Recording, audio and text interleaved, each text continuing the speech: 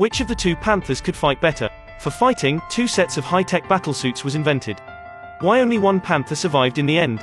The story began millions of years ago. The war over a meteorite happened. The African continent fell to Earth. However, life on Earth had been affected. There were 5 tribes at the beginning of human life. Humans called it Wakanda. Until a shaman warrior appeared, warriors were guided by the god of violence. A new type of plant was found. A warrior gained a superpower after consuming it. His speed and reaction were as quick as leopards. The warrior became the king there with his superpower. From then on, he guarded Wakanda. There were 5 tribes. 4 of them submitted to the rule of the king, but the Jabari tribe did not accept the rule of the king. They isolated themselves in seclusion. Wakanda people relied on vibranium to develop the technology. They became more advanced than any other country. It also arose envy between countries. When it got stronger and stronger, the whole world was in chaos and wars started. To protect the tribes and vibranium, the king used high technology to hide the whole country in the mountains. Even now, the richest man in the world was just equal to a normal person in Wakanda. When the old king was giving a speech, he was killed by terrorists. Fortunately, he had a son to inherit the throne, so others could not seek power and usurp the throne. Before inheriting the throne, T'Challa must drink the potion, disarming the superpower and accepting the challenge of the people to prove his ability to be the new king. Whoever won the challenge would become the new king. Trade tribe, border tribe, river tribe, mining tribe, none of the 4 tribes challenged T'Challa.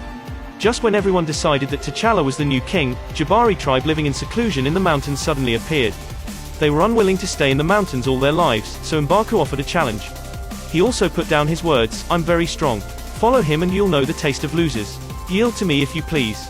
T'Challa couldn't listen to what he said anymore. He accepted his challenge with confidence. The battle had just begun. T'Challa was knocked down to the water,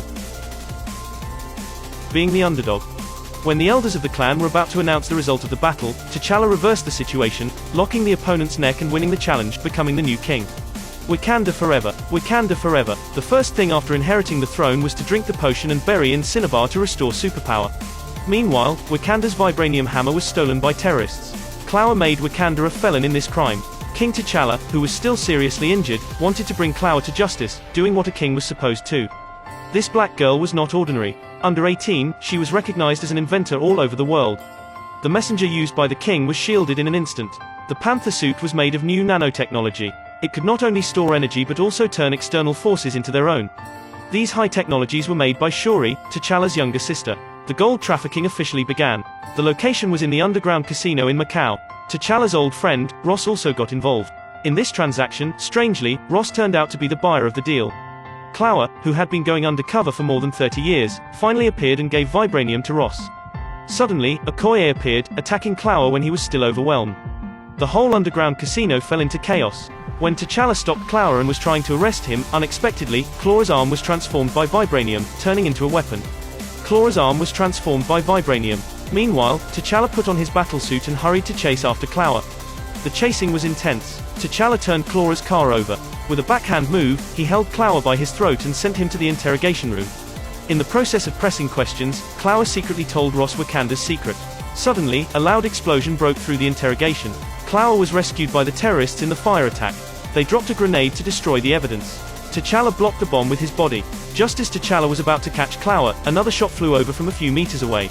However, they left important evidence. The necklace T'Challa saw in the scene looked just like his. Ross was seriously injured in the explosion. T'Challa brought him back to Wakanda. Shuri treated him with vibranium. T'Challa wanted an answer about the necklace, so he asked the elder of the family. The elder told him the truth. T'Challa's uncle violated Wakanda. He had an affair with another woman and eloped to the United States. He was unwilling to be separated by the so-called family rules.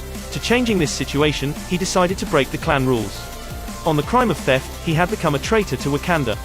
Because of maintaining his authority, the old king killed him. The bandit with the necklace like T'Challa was his uncle's son. He was T'Challa's cousin, Eric. On the other side, Eric wanted to regain his throne by threatening T'Challa. He took Klaue's body to Wakanda as a gift.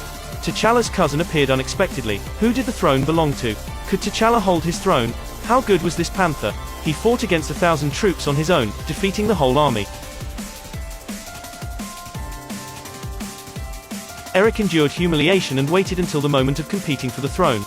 The duel had just begun. Eric, who exploded his combat effectiveness, killed T'Challa. He threw his body into the Wakanda cliff. Wakanda now was ruled by the new king. To complete the rituals, the new king had to drink the potion to gain superpowers. Eric didn't take superpowers for himself. He set fire to all the magical herbs. The mighty king of Wakanda had just ascended the throne. He had changed the policy. The original policy was to develop all vibranium high technology secretly. The country shall not be exposed. After the change, the king ordered him to expose themselves to the world, sharing high-tech weapons with other countries. T'Challa's mother came to Nakia to avenge her son's death. Nakia was going to send a new type of herb as a trade request. Jabari Tribe also helped them. Though the chief of the Jabari Tribe didn't promise them, he found T'Challa's body. Fortunately, he was still alive. He was fed with the new herb. T'Challa woke up. They discussed how to regain the throne and kill Eric. The new policy was validated. The aircraft sent vibranium to the world for common development. When the aircraft had just taken off into the air, there was an explosion. Its wreckage fell to the ground. T'Challa, who wanted to revenge, returned to Wakanda. The frontier tribes took the lead in attacking T'Challa. T'Challa's army attacked Eric. Once they attacked, Eric's army created a defensive array. T'Challa jumped up. He used energy stored in the battle clothes to bounce out. After breaking the array, he picked up the spear with his hand and threw it at the fighter jet. T'Challa defeated the chief of the border tribe and kicked him away with 1 foot. The border tribe started to get back at his army. The sound of blowing the horn spread all over the battlefield in an instant. The rhinoceros rushed over at a speed of 100 miles per hour. T'Challa wanted to ride a rhinoceros to experience speed and power, but he couldn't tame it at first. He failed. The rhinoceros came to join the battle, kicking T'Challa out. Eric wanted to kill Shuri. How could T'Challa stand this direct eye burst? He left the battlefield. Just as Eric was about to kill Shuri, T'Challa dragged Eric into the cave. The two fell into the track of the maglev vehicle. The two were related by blood. They wore the Panther suits with the same function. A battle began. Hundreds of rounds came down, but it was still hard to tell who was better. T'Challa, who lived here since childhood, was very familiar with this ground. The magnetic suspension stabilizer was convenient for him to row the Panther suit. After a while, this tactic worked. Their Panther suits lost their combat function in an instant. Suddenly, a handful of vibranium fell from the air. T'Challa caught it with one hand and pierced it into Eric's chest.